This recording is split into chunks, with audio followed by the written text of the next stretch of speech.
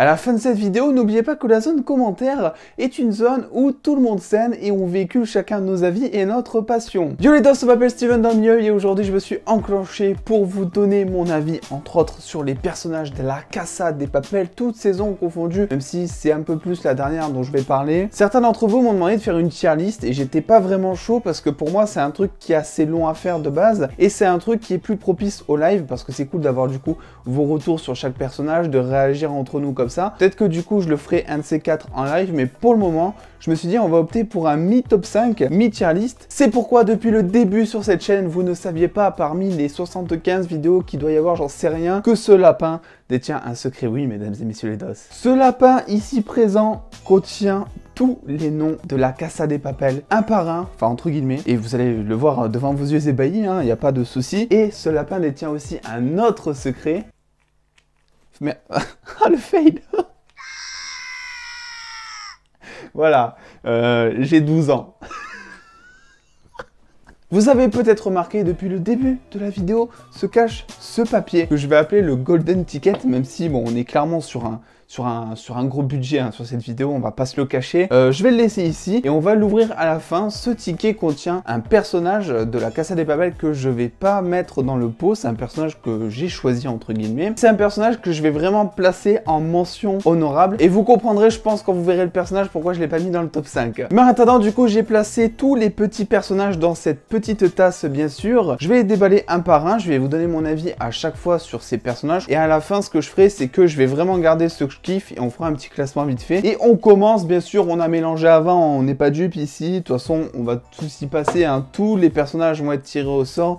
Il s'agit ici de Tokyo. Tokyo, que je vais pas mettre dans mon top 5, Tokyo. D'ailleurs, quand je vais pas mettre dans mon top 5, je pense que je vais les écraser, je vais les jeter comme ça. Et bien sûr, une fois que j'aurai fini cette vidéo, je vais les ramasser un par un bien sûr. Tokyo, le souci que j'ai avec elle, c'est que je ne la supporte pas, et ça depuis la saison 1, et je comprends pas tous les gens qui la kiffent et tout. Alors oui, c'est vrai, elle a vraiment ce truc d'impulsivité, elle est vraiment attachante par moments parce que elle a un espèce d'esprit d'enfant, si je puis dire, ce qu'elle va beaucoup réagir en fonction de ses émotions et ce qui la rend attachante parce qu'elle montre beaucoup d'émotions du coup. Mais moi, je peux vraiment pas la supporter, que ce soit avec le professeur, comme on le traite entre guillemets, même si des fois ça peut être drôle, que ce soit aussi avec Ryo, et je pense qu'on aura l'occasion d'en parler de Ryo. Bref, vraiment, je supporte pas son comportement en général et c'est pour cela que j'aime pas ce personnage tout simplement et que je le mets pas du tout dans mon top 5. Du coup, personnage suivant, on y va. Alors... il s'agit, de Ryo. J'aurais voulu le faire exprès, trop cool. Je vais le garder là pour le moment. Alors, je sais pas, je vais le mettre là. Je vais le garder là, Ryo, pour le moment. Ryo qui est vraiment très loyal, je trouve. Voilà, t'as envie d'être son pote. Ryo, tu sais que si t'es le pote de Ryo, il risque de rien t'arriver. Hein. J'adore la relation qu'il a, notamment avec Denver. Alors, c'est vrai qu'en dernière saison, il a un peu pris dans la gueule niveau scénario parce qu'il a pas du tout été présent, voire presque pas. Mais moi, je reste persuadé que son intrigue et entre guillemets, ce qui s'est un petit peu passé lorsqu'il s'est fait torturer, je pense qu'on sait pas tout. Et je pense que ça va beaucoup servir durant la prochaine intrigue parce que effectivement, comme je le dis dans mes autres vidéos théories, vous pouvez aller les voir, si Alicia collabore avec le professeur, ça risque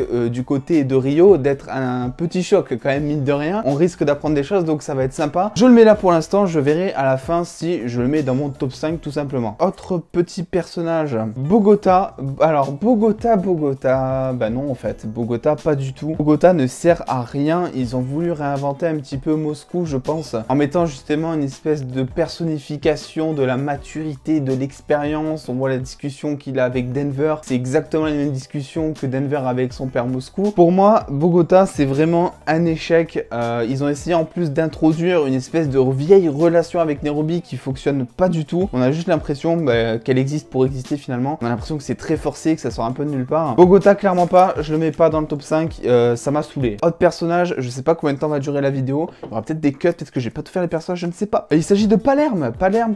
Bonne surprise la dernière saison avec Palerme. Jusqu'à l'avant-dernière saison, Palerme, je le voyais un petit peu comme le Berlin de remplacement. Je pense que tout le monde le voyait un petit peu comme ça. Et c'est vrai qu'avec cette dernière saison, quand on a découvert qu'il était entre guillemets amoureux de Berlin et que c'était pas possible dans les deux sens entre guillemets, je trouve que c'est vraiment quelque chose qu'ils doivent développer. Ça montre vraiment la réalité du personnage. Ça montre aussi qu'il est meurtri, qu'il est déprimé. Il dit qu'il a essayé de se suicider plusieurs fois. Donc moi, je trouve que c'est le bon aspect que Palerme doit doit montrer dans les prochaines saisons, avec une carapace assez ouverte mine de rien, et il faut qu'il arrête de faire le Berlin entre guillemets, parce que personne ne remplacera Berlin. Berlin est trop cool. Du coup, Palerme, je vais peut-être le garder pour la fin, je pense pas qu'il sera quand même dans le top 5, mais je vais peut-être le garder pour la fin, sait-on jamais, parce que voilà, il s'en est bien sorti cette saison. Prochain, Moscou.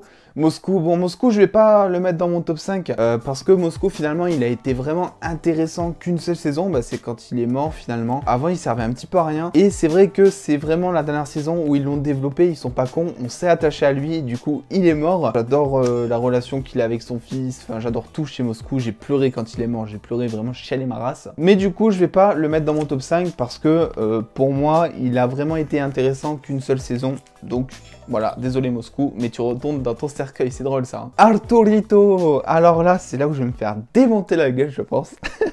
Parce que moi, je kiffe Arturito, je kiffe vraiment Arturo. Et il faut pas croire, moi aussi, je le déteste. Enfin, surtout la dernière saison, qu'il commence à violer quand même des gens et tout. Ouais, ça se fait pas trop dans le milieu, quoi. Je l'aime bien, parce que je le trouve déjà attachant. Je trouve que ses motivations, sauf celle peut-être du viol et tout, mais ses motivations, justement, à essayer d'être le héros et la grande gueule un peu, qui finalement se chie dessus quand il faut vraiment faire les choses. Je trouve que c'est quelque chose que on pourrait tous faire à un moment donné ou à un autre de notre vie. On a tous des situations où on va être un petit peu plus confiant que d'autres et on veut ressortir du lot, je pense. J'adore le détester, je trouve que sa relation avec Denver est, mais alors, hyper drôle, vraiment. À chaque fois que je vois Arturito se prendre une droite par Denver, je suis mort de rire. Vraiment, quand j'entends juste le Arturito de Denver, quand il dit ça, je suis explosé. Donc vraiment, Arturito, clairement, je vous le dis, il fera partie du top 5. N'oubliez pas, bien sûr, que vous pouvez lâcher un like sur cette vidéo, hein. Donc ensuite, on va passer à Marseille. Marseille, le souci, c'est que je trouve qu'il a un potentiel qui est énorme et je pensais vraiment qu'il allait être développé durant cette saison. Il n'a pas été développé durant l'avant-dernière saison et je me suis dit, ok, ils vont faire comme pas mal de personnages avant dans la saison 1 et la saison 2, ils vont le développer dans l'autre saison, dans la deuxième partie, parce que normalement, c'est censé être en 2 parties. Donc là, c'est en 3. Déjà, il y a une couille dans le pâté. Et du coup, je me suis dit ça et finalement, c'est vrai qu'il est un tout petit peu plus développé, mais alors très vite fait. Les personnes qui disent que Marseille est hyper développé, qui sert de ouf à l'intrigue, c'est vrai, mais il faut pas confondre que servir de ouf à l'intrigue et être développé, c'est pas du tout la même chose. Marseille sert de facilité scénaristique, je trouve, mais je trouve que son développement de personnage, il y a rien, on apprend rien sur lui, quasi rien en tout cas, je sais même plus ce qu'on apprend, je l'ai dit dans une ancienne vidéo, on apprend un truc je crois. Après c'est vrai que c'est un personnage, on s'y attache très vite parce que il est drôle, c'est un petit peu le mec, on le qualifierait un petit peu de nounours je pense. Je pense qu'on se sent en sécurité à côté de lui, qu'on se marre bien, qu'on boit bien, qu'on fait bien la fête et tout. Pour autant, dans cette série, je trouve que pour le moment, son plein potentiel n'a pas été encore exploité. Vu que ce top 5, il est fait en fonction de ce que j'ai vu, je vais pas le mettre dans le top 5, même si Marseille, je t'adore évidemment. Ensuite, je pense qu'il va y avoir des cuts parce que là, ça va pas être possible. Il y a beaucoup trop de personnages. Raquel, très décevant. Je trouve qu'au début, justement, elle avait vraiment ce truc de femme fatale, de voilà, faut pas me faire chier. Elle avait vraiment, je sais pas, une présence, un charisme, elle avait vraiment quelque chose. Et là, je l'ai trouvée complètement inexistante et oubliable durant cette saison. Alors c'est vrai qu'elle est prisonnière, donc elle peut pas vraiment faire exploser son charisme. Mais je trouve que même ses relations avec Alicia, par exemple, ça manquait de punch, ça manquait de plein de choses, de confiance. Elle avait plein de confiance avant quand elle parlait au professeur, alors que pourtant elle était parfois en mauvaise posture par rapport à lui. Et c'est vrai que j'ai pas retrouvé ça forcément quand elle parlait à Alicia. Grosse petite déception concernant Raquel, donc elle sera pas dans le top 5. Désolé. On est sur du Denver, oh putain mais Denver, mais je le kiffe, c'est Denver, excusez-moi de dire ça, mais Denver c'est mon bébé. Il a vraiment une évolution de personnage qui est intéressante parce que pour le coup il a eu je pense 3 phases. Il a eu la première phase où il était un petit peu en mode tête brûlée, il a eu cette deuxième phase, il écoutait un peu plus les consignes, notamment grâce à son père, et il s'est rendu compte vraiment qu'était la vie une fois que son père est mort, et c'est là où il a commencé à se responsabiliser. Et la troisième phase du coup qui a commencé durant la dernière saison, c'est vraiment de se dire je vais fonder une famille, et c'est là où il a le plus de recul, où il est le plus mature. C'est vrai que moi je le préférais forcément quand il était un peu plus impulsif. C'est un bon gars, c'est quelqu'un chez qui j'aimerais aller faire la fête. Je le mets là pour le moment et puis on verra. Nairobi, on y est. Alors là, Nairobi, je suis désolé, mais moi j'aime pas du tout le personnage en fait. J'adorais sa relation avec Tokyo. Je trouve que ça faisait vraiment sœur pour le coup. Je trouve que Nairobi, c'est quelqu'un qui refoulait beaucoup ses sentiments, était toujours en train de péter des plombs, était tout le temps en train de rire et tout. Et alors que pourtant derrière, je crois qu'il y a une histoire où en gros, elle s'est retrouvée toute seule en gros, qu'elle a dû aussi abandonner son fils. Donc il y a beaucoup finalement de chagrin sous Nairobi. C'est un personnage que j'aimais beaucoup plus au début par exemple de La Casa de Papel qu'à la fin. Contrairement à d'autres, c'est ça qui est assez bizarre. J'ai pas d'explication. Nairobi, je vais me faire démonter, putain. Tu ne fais pas partie de mon top 5. N'oubliez pas de lâcher le like. Et voilà quoi, mais je te respecte, donc je l'ai plié. Donc commencez pas à me saouler, hein. Je l'ai plié. Ensuite... Ah, El Professeur. Alors, le professeur, qu'est-ce qu'on peut dire dessus? Qu'il est trop bien, tout simplement. Le professeur est un des meilleurs personnages, même si je pense qu'on commence vraiment à avoir fait le tour. C'est-à-dire qu'on a compris que c'était quelqu'un de très intelligent, de très malin. On a compris que c'était un amant super. On a compris que c'était un homme super. Et finalement, il n'y a plus grand-chose, je pense, à développer côté professeur. Pour moi, sa dernière étape, son dernier mur, c'était vraiment le moment où il allait justement devoir être pro, tout en sachant que Raquel est en train de se faire interroger, tout ça. Au final, ça le touche pas plus que ça. On en parle, c'est vrai, pendant un épisode, je crois, où vraiment tu le vois, il tourne un peu sur lui-même et tout, il est pas bien, voilà, des trucs comme ça. Mais après, une fois qu'il trouve le flic pour lui dire, tiens, tu vas dire à Raquel que finalement, tu prends ma montre et elle va regarder la montre comme ça, elle va comprendre que je vais la chercher. Il a l'air plus trop inquiété, il se reconcentre à fond sur justement la banque et tout ça. C'est l'ADN, je pense, de la Casa des Papel. Il n'y a pas de Casa des Papel sans professeur. Oui, vous avez bien vu, je viens de tomber. Je vais te faire tomber complètement le papier. Alors, j'ai hâte de voir ma gueule au ralenti, mais ce n'est pas grave. Casa des Papel, il n'y a pas de Casa. Il n'y a pas de Casa des Papel sans professeur. Donc, je vais le mettre tout simplement dans mon top 5. Cette vidéo est beaucoup trop longue. Berlin, alors ensuite, Berlin, qu'est-ce que je peux dire? Bah, c'est vraiment un des personnages les plus intéressants, voire le personnage le plus intéressant, parce qu'il va dégager naturellement un charisme. On va en même temps s'attacher à lui, et en même temps, c'est un psychopathe. Donc, il a finalement plein d'émotions qui se dégagent envers nous, qui sont très contradictoires. Et pourtant, on le kiffe, j'ai rien à dire de plus, je trouve qu'il s'en sort très bien. Et j'espère, si vous avez suivi mes vidéos Casa des Papel, j'espère que le spin-off va être sur Berlin, parce que je trouve que il y a quand même pas mal de choses à dire. Il a du vécu, il a des braquages avant, il a des histoires amoureuses. Voilà, je pense qu'il y a matière à faire concernant une série centrée ou un film centré sur Berlin. Allez hop, on est à la fin. Alicia, ah j'adore Alicia. Et moi, vous le savez de toute façon, si vous me suivez depuis longtemps, j'ai un problème avec les psychopathes. Et Alicia, c'est vraiment la psychopathe, bon, vraiment plus durant l'avant-dernière saison, je trouve. C'est là vraiment, on la voit péter un plomb, vraiment, elle n'a plus rien à foutre de la vie et tout. Mais Alicia, je l'adore. Et j'adore la scène de fin où elle braque son flingue sur le professeur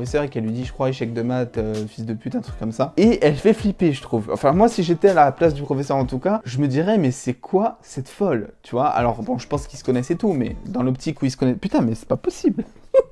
Donc Alicia, totalement, je la kiffe, top 5 direct. Bon, il y a plus de 5, on va choisir vite fait. Et n'oubliez pas qu'il y a le petit truc surprise là. Je sais pas quoi, vous l'appelez comme vous voulez. Hein. Et ensuite, Monica, elle sert à rien, je trouve, à part juste développer Denver. C'est comme ça que Denver va se développer, c'est par le biais de Monica. Je l'aime pas du tout, c'est une tête à claque, je trouve. Et voilà, désolé pour ceux qui l'aiment, moi c'est pas mon cas. Des bisous, lâchez un like. Du coup, on a fini avec... Putain, mais j'ai fait ça vraiment pour vous montrer qu'il n'y a plus rien, quand j'ai l'impression qu'il y a un huissier, il va venir. J'ai mis celui-là pour la fin. Et avant, j'aimerais que vous disiez en commentaire ce que vous pensez qu'il y a écrit dans ce papier. Je vous le dis, c'est un nom de personnage. Dites-moi en commentaire, ne trichez pas. Et maintenant, je vais vous dire ce qui est écrit. Je vais vous montrer ce qui est écrit. Je suis un bâtard. Non, en vrai, c'était pour vous dire que celui que je mets en notion honorable, c'est Gandia. Ouais, mais je sais, et c'est pour ça que je voulais pas l'écrire, parce que je me suis dit, oh là là, ça ils vont péter un plomb. Je trouve que Gandia est un super bon personnage. Et contrairement à vous, j'espère qu'il va pas mourir. J'espère vraiment qu'il va vraiment perdurer dans la série encore et encore. Je trouve qu'il y a beaucoup de choses à faire, même si bon, il a tué Nairobi, donc c'est vrai que ça paraît compliqué de l'intégrer à l'équipe, je suis d'accord. Mais je pense qu'il y a peut-être quelque chose à faire avec ce personnage. C'est lui qui porte, mais alors complètement l'intrigue durant les 3/4 de la saison, de la dernière saison. Donc vraiment, j'espère qu'il va revenir. J'adore son personnage, je l'ai dit 100 fois, je pense. C'est un personnage qu'on adore détester et je trouve qu'il a vraiment du charisme, il a vraiment l'air dangereux. C'est vrai que son air de Terminator ou en mode il se prend 800 balles mais il a rien. C'est vrai que ça y joue un petit peu aussi, mais sans parler des facilités scénaristiques. Du coup, ici, on a Alicia, Berlin, Rio, Palerme, Arturito, Denver et Professeur. En sachant que on en a 7, il en faut 5. Donc je suis désolé.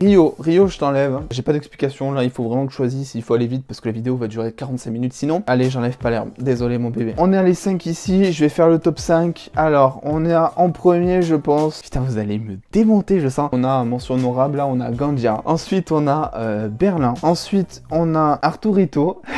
Je vais te faire démonter. Ensuite, on a Professeur.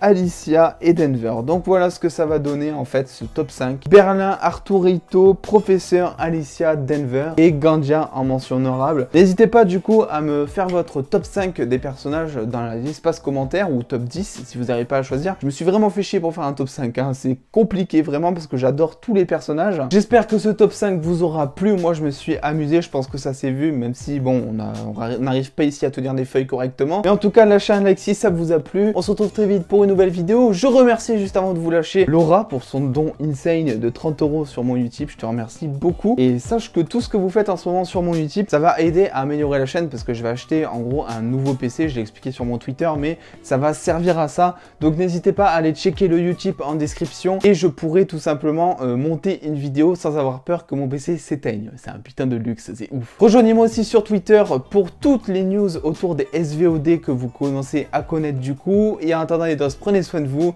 Des bisous les dos.